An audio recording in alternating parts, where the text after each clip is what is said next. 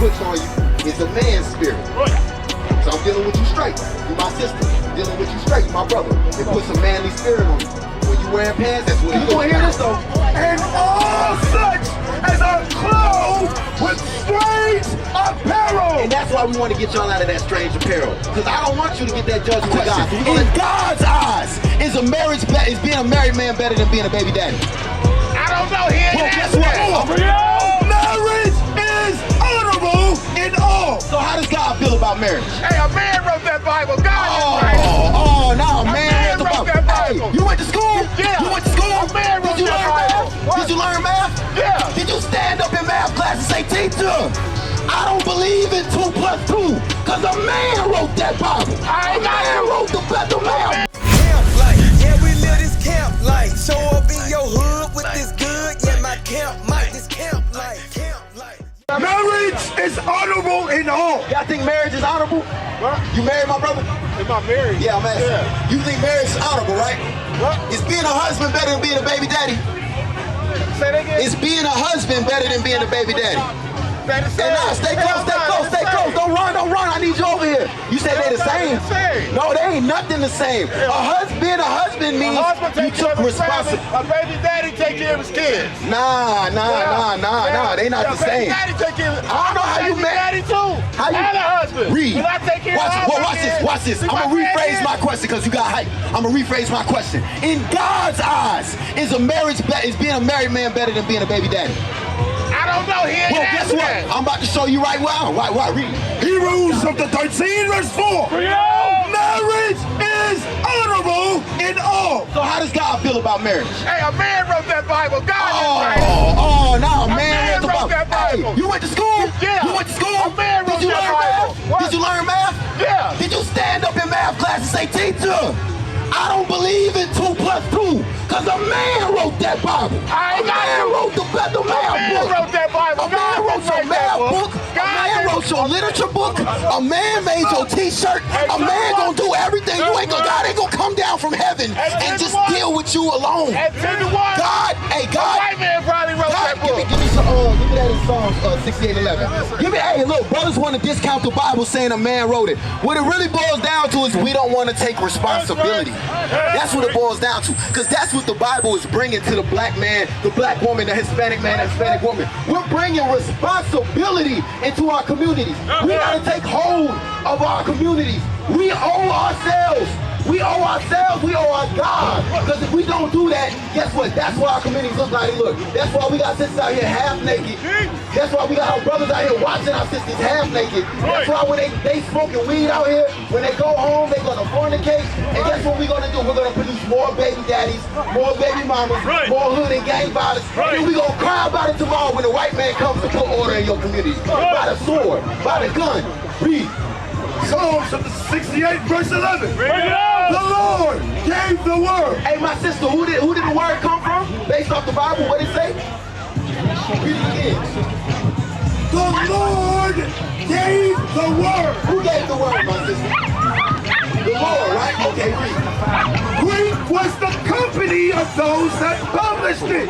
So then it was published by the men God chose. But God is the one that gave the word. So whether or not a man spoke it, who did it come from?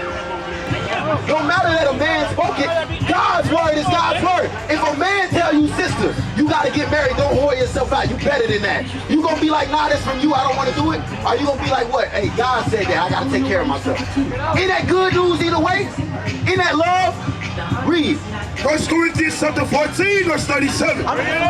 If any man think himself to be a prophet or spiritual, let him acknowledge that the things that I write unto you are the commandments of the Lord. So, if any of you out here at all say you believe in God, my sister? You believe in God? All praise. My brothers, my sister, y'all believe in God? Alright, so guess what? Watch it, we gonna give you words. We gonna give you the words of God. We out here for you, my brother. Come a little closer, man. We family. We family, right? That's what I'm talking about. I'm Pelaya, man. It's nice to meet you. How you doing, my sister? Hey, read that one more time. I want to show y'all history, the words of God. Read. 1 Corinthians chapter 14, verse 37. If any man think himself to be a prophet. Hey, I don't like trying to talk to brothers from a distance like that. I want to be able to make eye contact with my brother. That's how I was raised. Men got to talk face to face. You feel me? All right, read. If any man think himself to be a prophet or spiritual, So y'all feel like y'all spiritual, y'all believe in God, right? My sister, you believe in God. You believe in God, my sister. Read. let him acknowledge that the things that I write unto you are the commandments of the Lord. So everything that's written in this Bible that we're reading, because we ain't rewriting it right here in front of you. We just reading what was already written. 1,000 years before I was born. We got to acknowledge that these are the commandments of God. Y'all understand that? Y'all understand that? All right, so now, I'm going to show y'all a little bit about who you are in the Bible. Y'all understand who you are in the scriptures? And then we're going to get some laws. Y'all don't know? Well, let me show you something. Give me that Deuteronomy 28. Y'all familiar with Moses at all? Who know a little bit about Moses? 10 commandments. He had the tablets of stone. Y'all heard about that? He split the sea open, split the sea in half. Moses is a black man that led the children of Israel out of slavery. They were in slavery in Egypt. That's who the commandments went to. It wasn't given to nobody else. Y'all ever seen Prince of Egypt, the cartoon movie? That was all black people. I read. Verse 15. But it shall come to pass, if thou wilt not hearken unto the voice of the Lord thy God, So this black man gave us commandments. He said if we don't listen to God, to observe, to do all his commandments and his statutes, which I command thee this day, and we don't do what our God told us, because he wasn't talking to nobody else. He was talking to you. Read. then all these curses shall come upon thee and overtake thee. Who like curses? You like curses? You like curses? Curses sound like, so you don't want to wake up in the morning and get a big bowl of curses for breakfast. That sound good? We don't like that. So he said all these curses shall come upon you and overtake you. Now if you look at the black community today, the Hispanic community, are we blessed or cursed? Bring it up. What you say? You say cursed, right?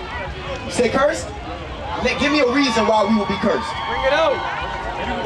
Speak up for me, God. You a mighty man, speak up for me. What? You don't know why we would be cursed? Hey, is it easy for a black man to get a job? How about a good job?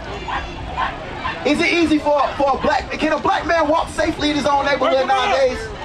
How about you, sister? Can you walk safely in your own neighborhood? You gotta look around, everybody look just like you worry about them. At nighttime, you look for a white man to come around the corner and rob you, who you looking for? That's our communities. Now watch what it says. It said we gonna have curses on us if we break the commandments. Watch this curse.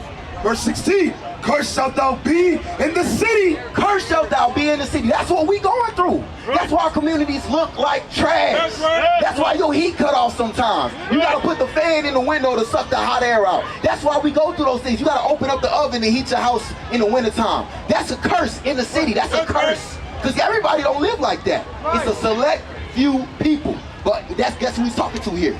God's talking to his chosen people. That's who he's talking to. And it sounds a lot like us. Watch this. And cursed shalt thou be in the field. Who was in the cotton fields? Who was picking cotton? Who was picking, who got the sign? Who was picking tobacco? Who was picking cotton? Who was doing that? So who was cursed in the field? So who the hell is Moses talking to? He ain't talking to white people, they ain't cursed in the field. He ain't talking to the Chinese man, he's talking to us. That's right. Verse 17, cursed shall be thy basket and thy store. Who got $1,000 in their savings right now? Ah, yeah. We don't. I guarantee you, everybody we know don't got $500 in their savings right now. I guarantee you, most of the people you know, their money going to their checkings, in and out their checkings every week. They don't never save more than $1,000 because we can't. That junk going straight to bills. Tell me I ain't lying. That's what I'm talking about. But God said that's going to happen to who? Us. Now watch what he calls us. Give me verse 1 and 1. Watch what he calls the us. Watch who he's talking to. Deuteronomy chapter 1, verse 1. These be the words which Moses spake unto all Israel. Who? All Israel. That's who we are. We the 12 tribes of the children of Israel. We are God's chosen people. But because we disobeyed the commandments he gave us, now we find ourselves cursed in the city, cursed in the field. Hey, guess what? We explaining why the hood look like it look.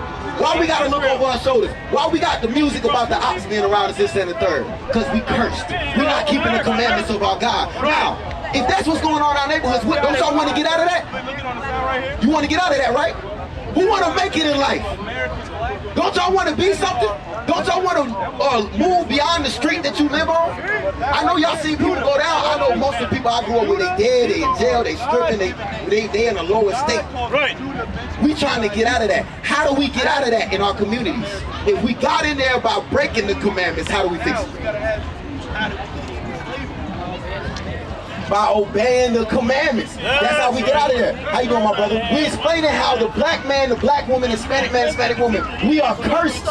We are the Israelites, and we under a curse because we broke our God's commandments. Right. So now we're gonna get some simple commandments to help fix our communities. Give me Deuteronomy 22:5. I want to deal with that. I want to deal with that first. Some simple commandments to fix our community. The book of Deuteronomy chapter 22, verse 5. The woman shall not wear that which pertaineth unto a man. Neither shall a man put on a woman's garment. All right, so that law is going into cross-dressing. Should men dress like women? Should men dress like women? Hell no, right? If I was in a dress, would y'all respect me? I'm reading the Bible, I got a tutu on, it's blowing in the wind. Would y'all respect me? Okay, so that's how God feels about men wearing dresses. Now, it said on the first part, it said a woman should not wear, real quick, I get your question. It said a woman should not wear what belongs to men. What are women wearing that they shouldn't be wearing? We'll walk off on that when we get in the commandment. We're trying to fix the community.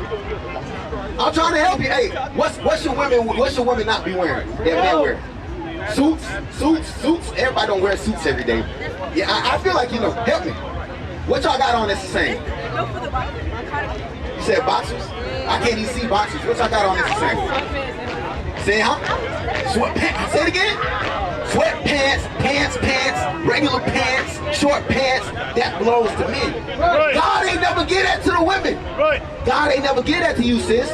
Guess what? God ain't give you pants, sis. Pants were designed for men and men alone. And I'm going to read it straight out the Bible. And guess what? The reason us violating that law, it puts two types of spirits on our women. Hey, I want y'all to listen up. Us violating that law, that's your sister? Oh, that's, all right. Us violating, you are a brother, so you should be wanting to protect your sister, right? Us violating the law of pants, women wearing pants, not what's supposed to wear pants, puts two types of spirits on our sisters. It puts the whore spirit on our sisters. I'm not calling y'all that, but I want y'all to protect the spirit. Right. Because y'all want get the desire to want to show your body off to men. And what does that produce? The type of men you attract, what are they going to do? What are they coming after you for? Not your mom, right? Okay, so what are the chances of you coming out of this not being a baby mama? You see what I'm saying? When you wearing pants, you increasing them. Tell them our sisters for you. You want to protect your sisters, tell them she need to stay and hear this. Hey, now for you, the other spirit it puts on you is a man's spirit. Right. So I'm dealing with you straight. You my sister. I'm dealing with you straight. You my brother. It puts a manly spirit on you. When you wearing pants, that's what it do. That's the two types of spirits that come with pants. You understand that? And that's out of order with God. Finish that verse. Verse 5. The woman shall not wear that which pertaineth unto a man. I got your question. Neither shall a man put on a woman's garment. For all that do so are abomination unto the Lord thy God. Y'all love God? Y'all love God? You love God, sis? You love God? You want to be right with God, right? God says that there is an abomination to him. That's his words. Right. Now I'm just reading his words. That's his words. He said that's an abomination. So should we want to change that? Come on, bro. Hey, we are in the laws of God. The law of the nationality. Yeah, we are in the laws of God. Come look on this sign, find your nationality. As the Israelites, you find yourself on the sign, you're an Israelite. We gotta keep God's commandments because that's what's destroying our communities. That's what's destroying our communities. Now what happens, Zephaniah 1:8, what happens if we caught doing that in the day when Jesus Christ, the black Messiah, comes back?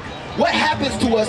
Because I'm trying to show y'all things right now to save you from. I want to see you, my sister. I want to see you in a beautiful dress. I want to see you get married. I want to see you have children. You might not even desire those things right now because you got that spirit on you. If you come out them pants and start wearing the dresses, it's going to change your whole mindset. I guarantee you. You're going to feel more beautiful. All that. Y'all laugh and joke now. Y'all laugh and joke now, sis. But hey, y'all laugh and joke now. Hey, how many old studs you see that's happening? You don't see it. You don't see it. You trying to change your life. Say it with you, sis. We got to get y'all out of them pants and the modest dresses because I don't want you growing up being no baby mama. Zephaniah chapter 1, verse 8. And it shall come to pass. I want y'all to listen up. My brother, what's your name? Lemire, come on, listen up, Lemire. I'm gonna tell you the same thing I told my brother. We men, right? You men, right?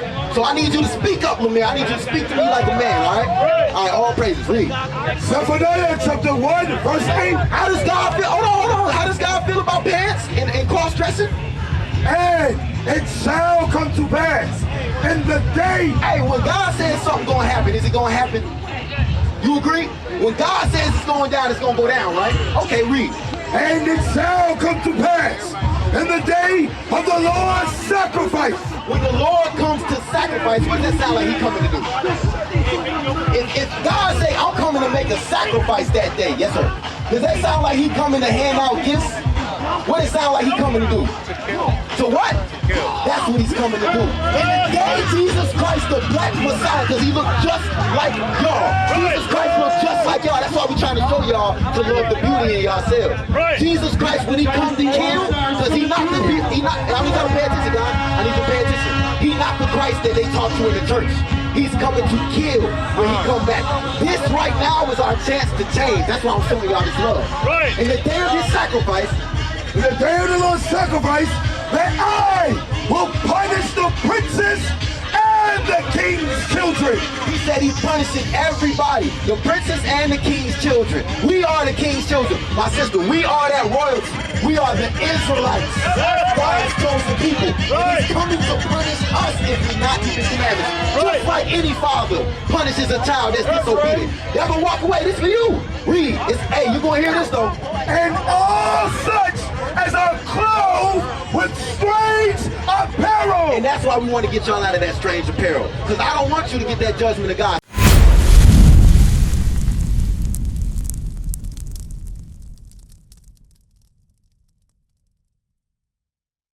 What is a nation?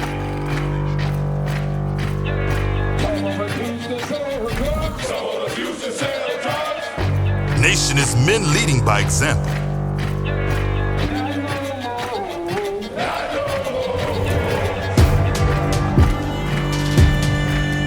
Nation is family.